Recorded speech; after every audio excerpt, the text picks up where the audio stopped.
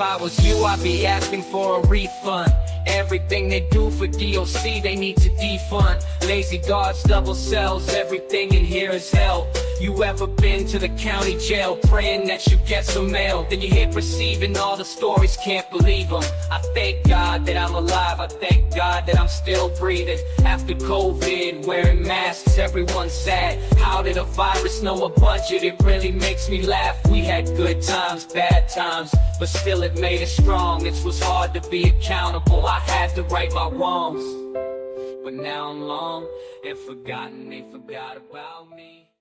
Welcome to another compelling episode of the Defund DOC podcast, your #1 premium community to hear true prison stories, conniving prison politics, and radical prison reform solutions that will end recidivist crime in America once and for all.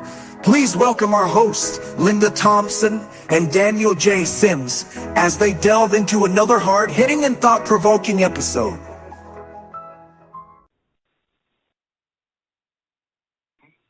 Welcome to the Defund DOC podcast. I'm Linda, and with me is my co-host, Daniel J. Sims. Hey everybody, welcome back friends. We got a really exciting episode today. Without further ado, I would like Linda to introduce our guest for today. We have a special guest with us today that will be speaking about a tragedy. This is never an easy topic to discuss, so we appreciate that she is sharing her story. Welcome, Megan Kolb. Hi, thank you so much for having me. Absolutely. Can you start by telling our listeners a little bit about yourself and your background? Yeah, absolutely. So I'm Megan Kolb. I'm 35 years old.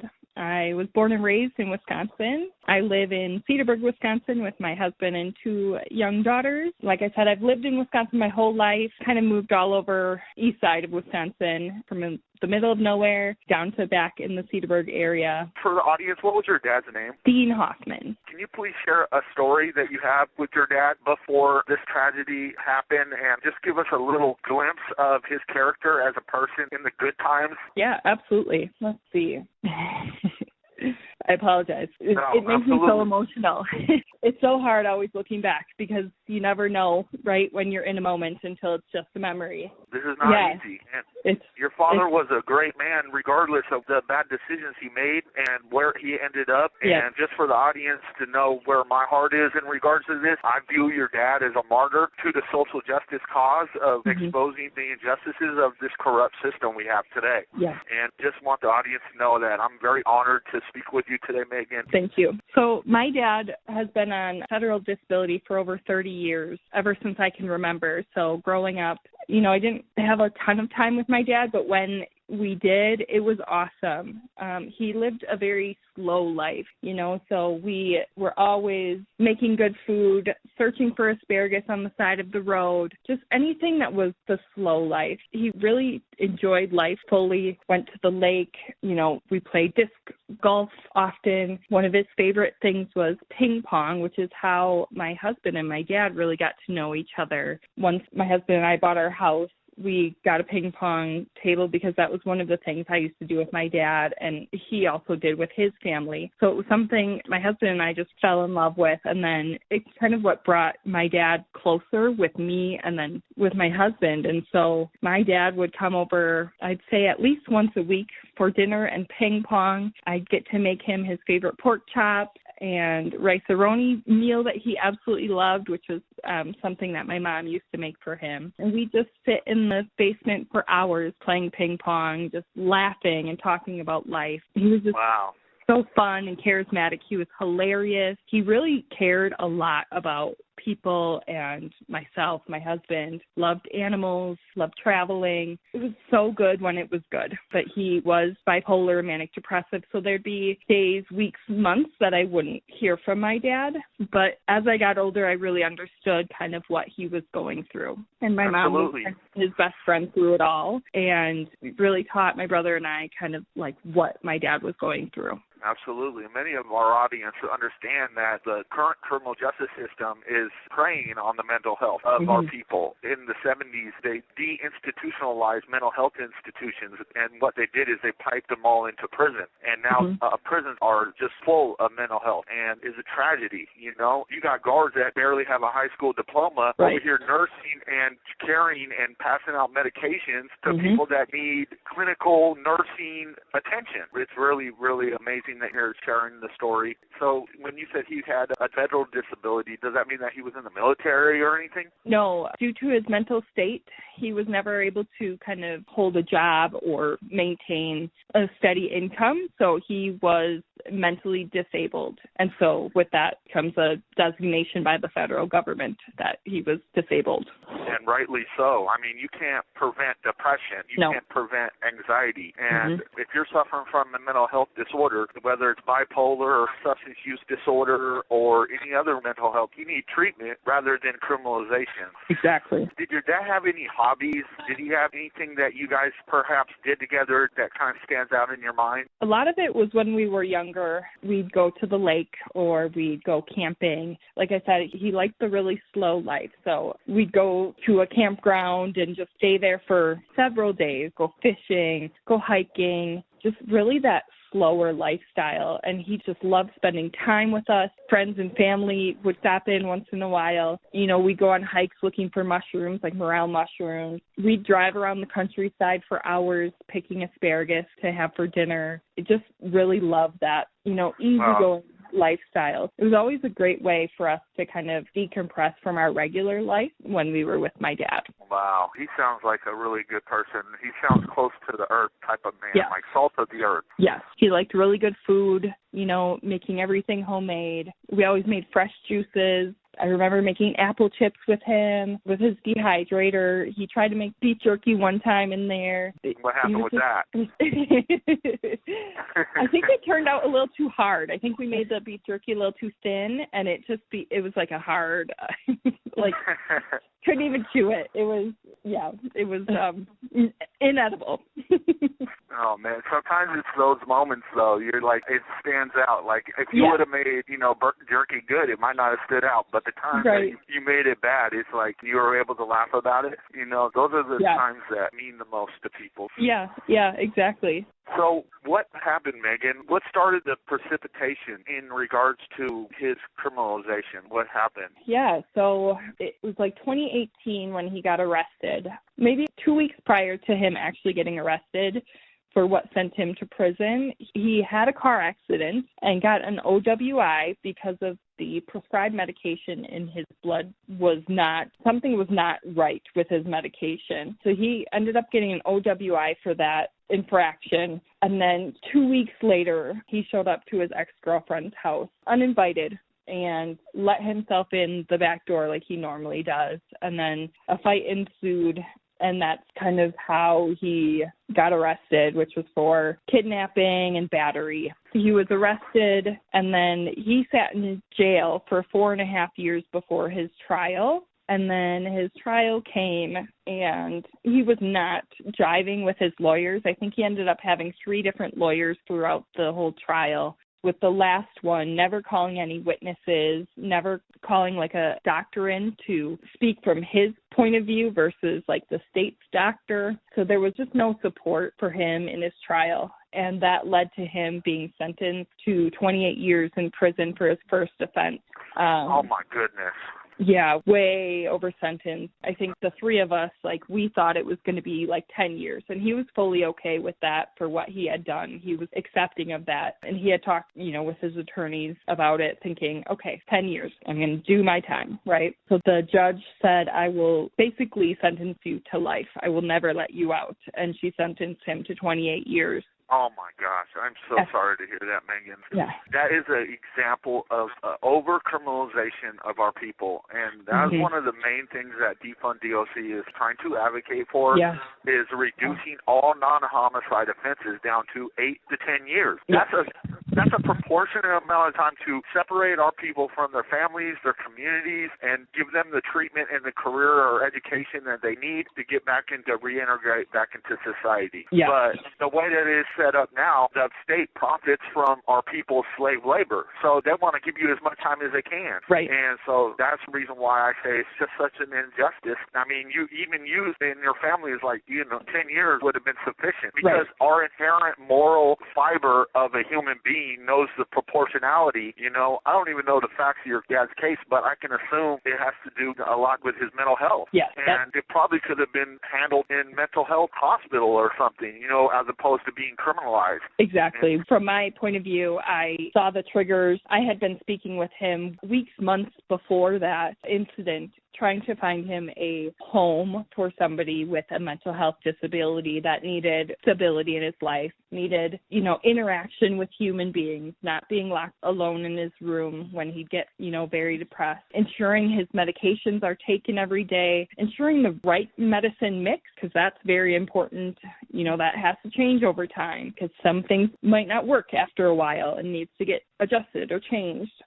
So we were looking for a mental health type assisted living for him. So we have that in email. I have that in text. And just days before the incident with his ex-girlfriend, I text him asking if I could bring him to the hospital because I knew something was not right with him. Oh, my gosh. I'm so sorry, We had Megan. not heard from him for days. He was not responding to my text except for saying he's not doing good. So then I said, can I please take you to the hospital? That same ex-girlfriend also texted him saying, let Megan take you to the hospital. Another one of his friends texts him saying, Megan had alerted me to what's going on. Can we take you in?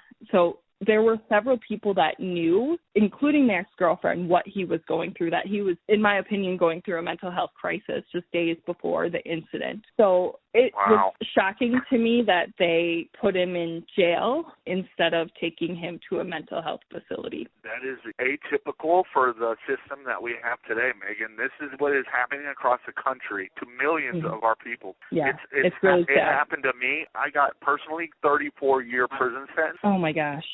Stemming from the substance use disorder, the alleged botched drug deal, and essentially nobody got hurt. I'm in prison basically until I die, unless I make it out of here, And so the state is murdering me, and I didn't murder nobody, I didn't hurt nobody, and this is happening to millions of our people, Yeah. And it takes brave patriots like you to stand up. This is not a partisan thing. This is a people thing, It's the people. Yep.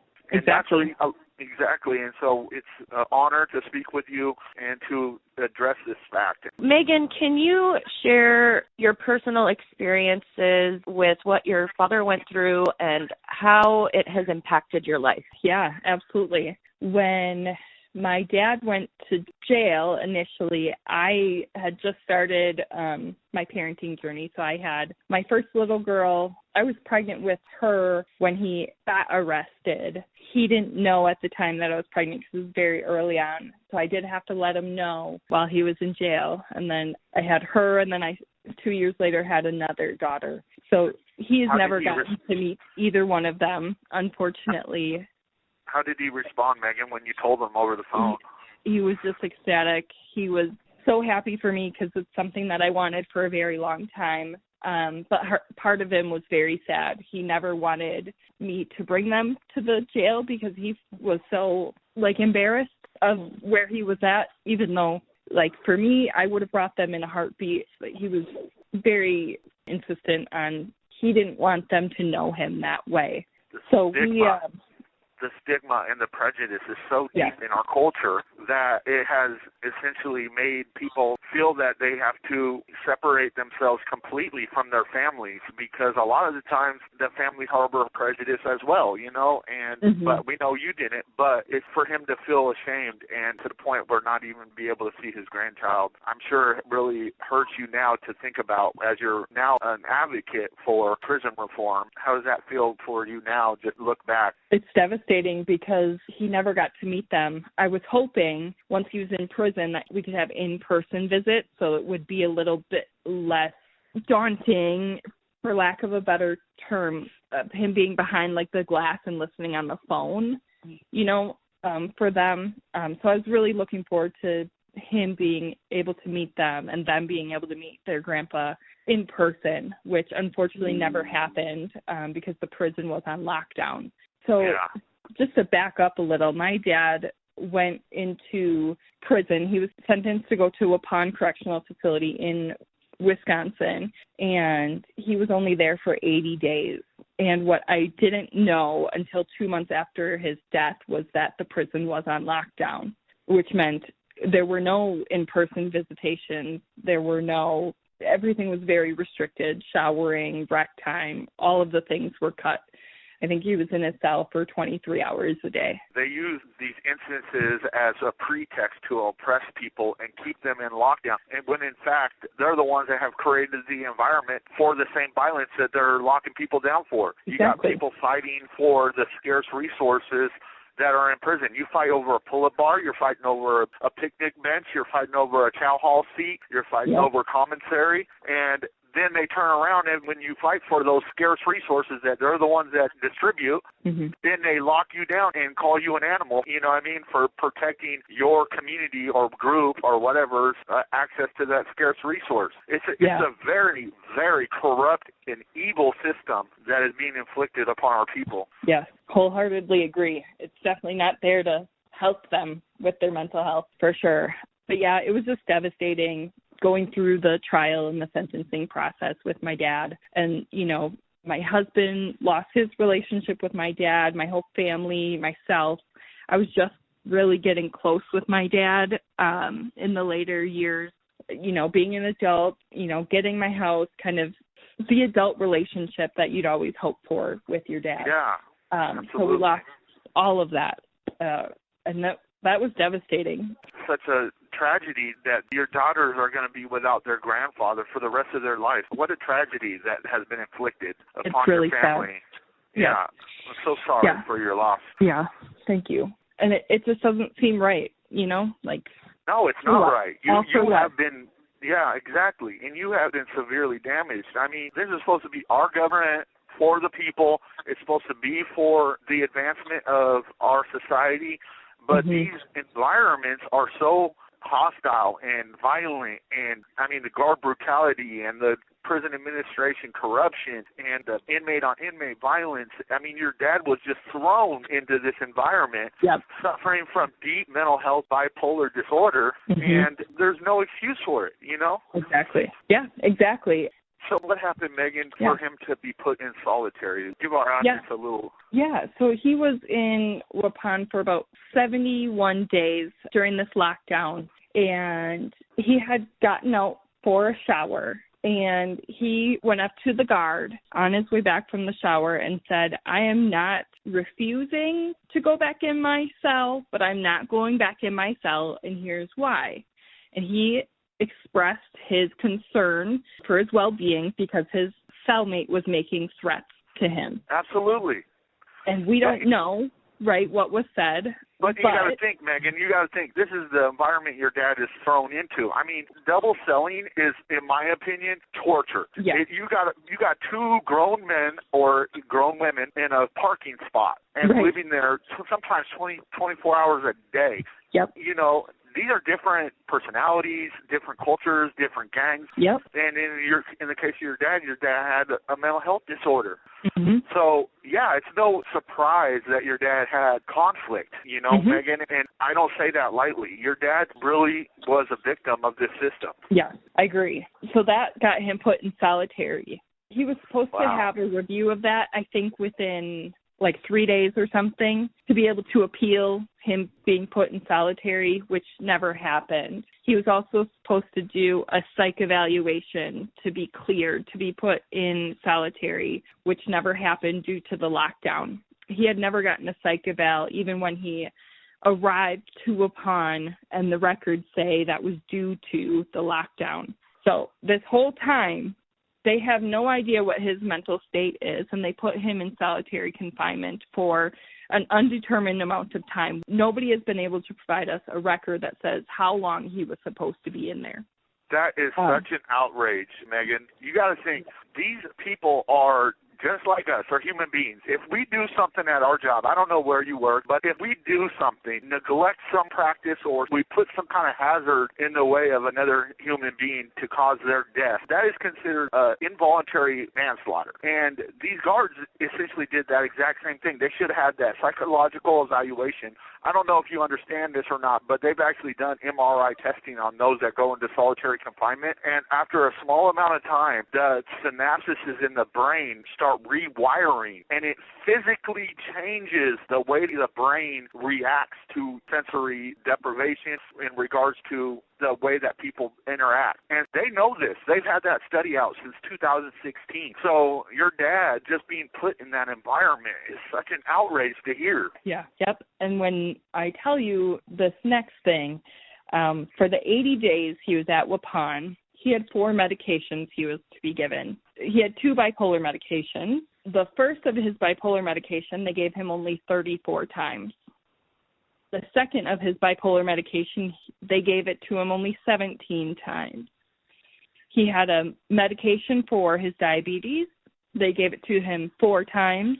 And he had a thyroid medication, and they gave that to him only 4 times out of the 80 days he was there. So they put a mentally ill man in solitary confinement without a psych eval and without giving him his medication to ease, to make sure he's stable. So they essentially just breached every safeguard that could have prevented this atrocity, essentially, is what happened. If they would have given him the mental health evaluation, if they would have given him an assessment in 3 days, if they would have given him his medication on time and on purpose, I mean, these are all preventable human things, but the injustice is upon injustices, and I'm so sorry to hear this, Megan. Yeah, it's really devastating. It was 100% preventable. Yes, that's the saddest part. This was all preventable. Had these people done their jobs, this wouldn't have happened. I know my dad, so he wouldn't have done something like this if he was not in the right frame of mind, if his medications were off, which they clearly were. There was a time I was on amitriptyline for some back pain, but it also had psychological effects. Anyway, I started getting this restless leg syndrome type stuff from the meds, so I said, I'm just going to take myself off of this stuff. So I just went cold turkey, and I just went off of it. And I swear to you, Megan, Linda, that it felt like I was on a rocking boat for days. The withdrawals of just this small medication affected me so greatly that it changed my thinking process. 1 minute I'd be smiling, the next minute I'd be crying. It just affected me so viciously that I can't even imagine what your dad went through. It would be just a form of straight torture for him to be parked in this parking spot cell for 24 hours a day as they withdraw him from his medications that are essentially keeping him stabilized. So what was the end result of this egregious negligence, or I believe abuse of power? What happened with your dad? After a couple days in solitary, he did ask for his meds. He asked for the psych eval. He did mention to one of the nurses that he was feeling suicidal, that he was hearing voices and couldn't sleep at night. That nurse promised she would get him some help, and 3 days after his death, she finally wrote up the report about that incident and him telling her about it. So 9 days in solitary, they found him on the morning of June 23rd. After the missed medication pass at 6:45 a.m., they found him hanging in his cell, cold, and from me seeing the videos, he was already purple in the hands and his feet, which meant he was there for a long time. So they missed his meds that morning, which leads me to believe, and this is my speculation, purely my own, that somehow that CO that missed his medication that morning knew that my dad was already dead. And they had just let him lay there, or hang there, I should say. So by the time they found him, they obviously tried some life-saving measures, but was not even worth it, right? Like, they didn't even need to do that because he was already dead. He was dead. I believe wholeheartedly what you're saying is true, because the way that these guards view the Americans that are incarcerated, it's like they would rather that we be fed bread and water and sleep on concrete floors and be working slave labor, 12-hour shifts on and then 2 hours sleep. I mean, you just talk to these guards and they will just look at you with this disgust like we're not even human beings. Yep. And that's coming from training. They're being trained every time an inmate opens their mouth, they're lying to you. Every time an inmate talks to you, they're manipulating you. This is the prejudice that your father had to deal with. You know what I mean? These are 20-year-olds, a lot of the times high school dropouts, they're becoming correctional officers. So when you train them get paid a lot. Yeah, exactly. So you train them with this prejudice. They're going to go gung-hard with that prejudice. That's going to be their new philosophy. And so they look at you like you're just scum. And yet all you're in there for is, having a mental health disorder or, making a bad decision. Yet they think that it's okay to let you just hang on your noose. And it's just absurd, and that's why it's brave sheroes like you, Megan, that are coming out and speaking up against this corrupt system. We need to have reform, and it's going to happen. I believe that generations from now are going to look back at these generations that have allowed the slavery, the oppression, the corruption, the way that they treat our people. They're going to look back and just look at it the same exact way they looked at slavery of African Americans and the way they looked at segregation. It's going to be the exact same thing. And I believe that people like your father are the martyrs of this movement. What steps have you taken to seek justice or hold responsible parties accountable for the neglect of your father? Absolutely. So I need to correct. My dad died on June 29th, and that's when they found him. So June 29th, 2023, the detective called us, the medical examiner called us, said it was a suicide and closed the investigation. So in August 2023, a New York Times article came out about the lockdowns in the prison my dad was at, which my mom and I had zero clue about. My mom talked to my dad every night and wrote us letters. I talked to him, I think, once during his time there. And he did not want to burden us with, what he was going through. And so he never told us about the lockdown. And I'm sure that was for fear of retaliation, right? Not wanting to get that out. But I learned of that 2 months after my dad's death.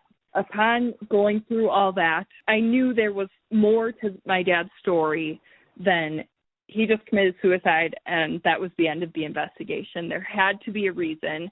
There had to be something. He wouldn't have just done that. So in that New York Times article, an attorney, Lonnie Story, was quoted in there. That night, I reached out to that attorney because I knew something in my heart was not right with my dad. Just a short time later, I retained that attorney, and I went down a rabbit hole of getting all of my dad's records, and we went through line by line. I put in a spreadsheet of all his medication times and just went through every record that we could get, which was actually really difficult. They did not want to provide the records. So that's how we found out that the meds were not provided to my dad. That's how we found out about why he was sent to solitary, the missed psych intakes, all of the things that they did not provide to us in their first initial investigation. And they didn't even look into any of that. They just said, oh, this guy, killed himself. That's it. God bless you for being such a fierce advocate for your father and also being a mama bear, daughter bear for him, because a lot of people, they're preying on the working class, on the poor class, on marginal communities that don't have people to stand up for them. You know what I mean? Yep. So when you stand up for your dad, you're standing up for everybody that has been treated so badly by this system. Exactly. So, and I know that's what they wanted. They wanted us to not even look under the covers and just, oh, he's dead, done. But that is not me. And I also have to say my mom is very much into the legal system, understands the law more than some attorneys, I believe. So she was very instrumental in helping understand the laws, understand what was going on, and get a lot of the records and things like that. So that really made us deep dive into what happened. And upon that, I started connecting with people on the internet, just trying to get answers. And I came across the Wisdom of Wisconsin group and attended one of their rallies at the Capitol. And that's where it really became clear to me that this was something so much bigger than the incident with my dad. This was systemic, and I really knew I wanted to do something about it. So that started my advocacy journey. You have now been introduced through fire to the front line, Megan. Yes. And yep. I mean, I don't know what you believe in religiously, but fate has put you on this front line, and I commend you for picking up your weapon of free speech. Yes. And, I continue to encourage you to do so, and our audience is probably over there applauding you as well. So thank you. Absolutely. So, it's really lit a fire under my ass, and I am not going to stop until I get answers, until I get things changed. I have met with our governor. I have met with our legislators, and I'm not going to stop. And I know that they don't want me doing this, so that makes me want to do it even more, because I know that there was something wrong, and they were not doing what they were supposed to and did not do right by my dad. And they're not doing right by the rest of the prisoners in our state, in our country. There is something very, very wrong here, and it needs to change. It's evil, Megan. It's something very evil. They're exploiting our people's labor. They're stealing it. They're taking it by force or coercion. A lot of people don't realize that DOC is a relatively new experiment. It literally,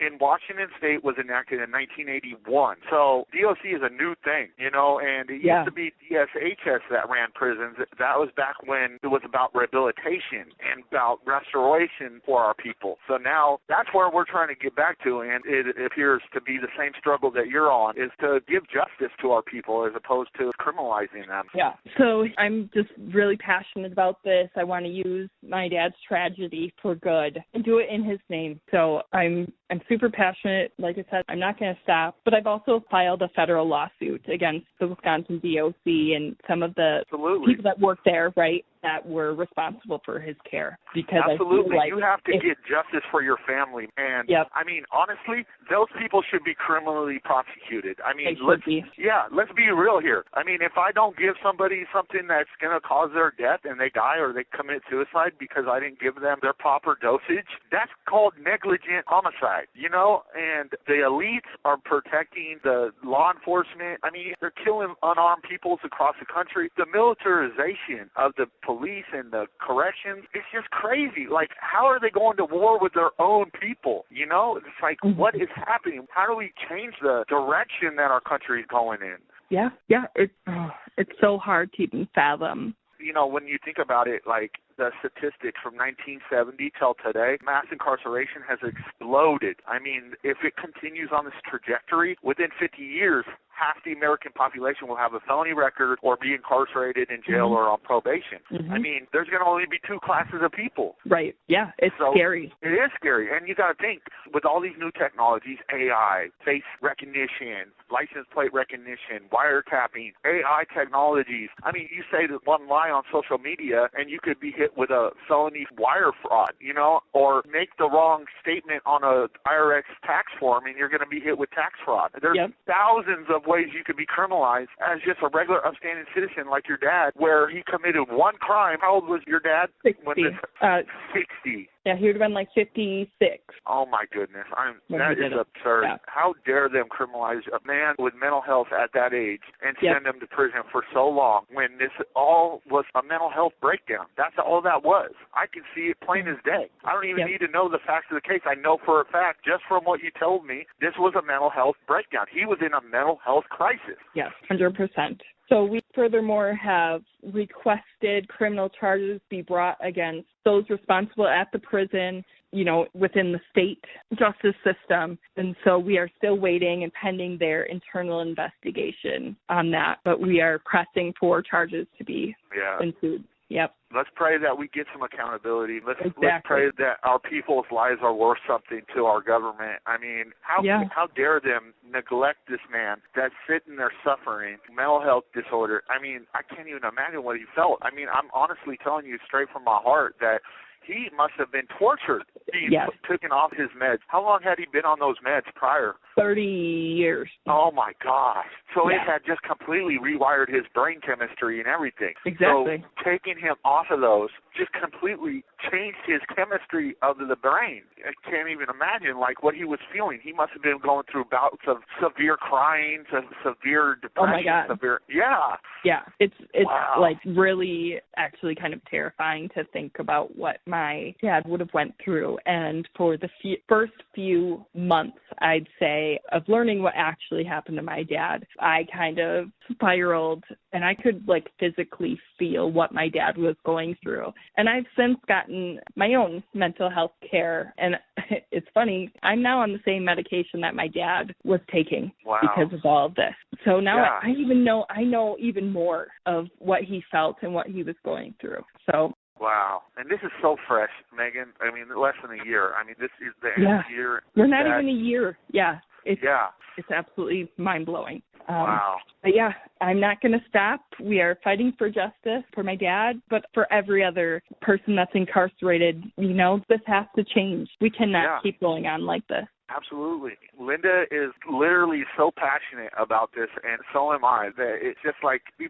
eat, breathe, and sleep. The injustices that our people are facing. I mean, it's so obvious, and yet the mass media, why are they not highlighting that we have the largest slave class in human history? Why are they not highlighting that? Why are they not highlighting that our country is the kleptocracy stealing the wages of millions of our people? This is a huge story, you know what I mean? But they won't show it because the elites and the working class, the poor class, we have no power. They're the ones that are profiting off of this system. And the working class, the poor people, the mental health, we're the ones suffering from it, you know? Exactly. Yeah. And so we welcome you to this fight, and we welcome anybody else that wants to be a part of it. What is your moral to the story, Megan, to this injustice that has just been inflicted upon your family, and your daughters are going to deal with this? What is the moral of this story? You touched on it, right? On prisoners not even being seen as human. In my last trip to our state capitol in Madison, Wisconsin, which was just a couple weeks ago, my opening statement was, you know, that people aren't even seen as human, and that's why this is all happening. And, you know, I really just wish that people at the end of the day can see other people as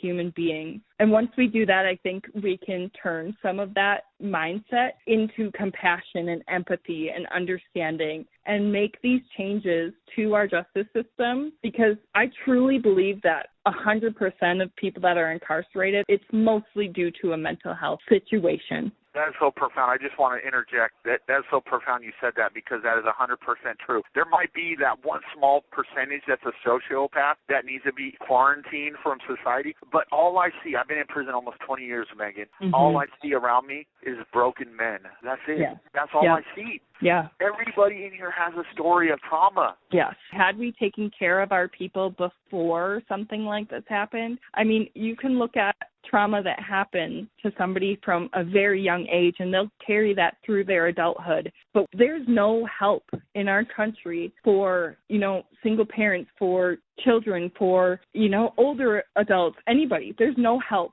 And so if we can just change that. I mean, we spent $54 million last year on the prison that my dad was in. What if we change that $54 million to helping people way prior, before they get to a situation like this, that they need to be incarcerated or put on the path of rehabilitation? I feel like that would make a world of difference.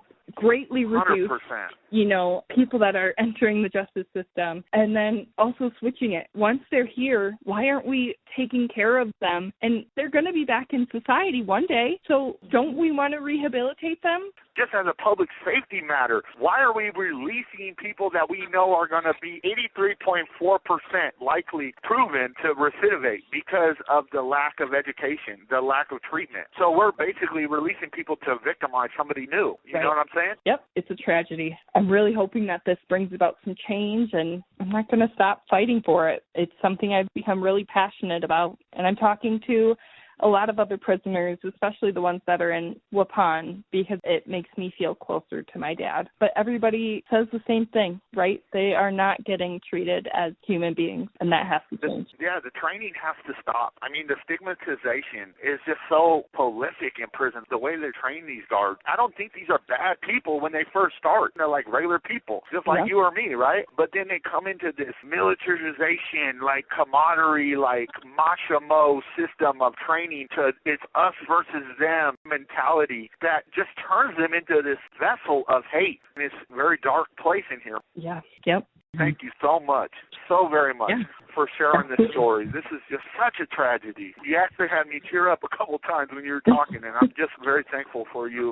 I want to thank both of you. You know, I keep finding these new connections on social media, and the more connections we can make, I think the less alone some of us will feel as we go through this journey. And I'm just so thankful that we've been able to connect. Absolutely. We'd love to have you back in the future. This is definitely a tough topic, but it's been so great hearing your story. You are such a gift to this movement, Megan, and just continue to fight. I also thank your husband. He must obviously support you in your endeavors, and extend my very deepest condolences to you and especially to your daughters. I mean, growing up without a grandfather, it's a tragedy. That's right. Yep, it's not right. So I'd love to be back on sometime and share updates as I get them with what's going on. Absolutely.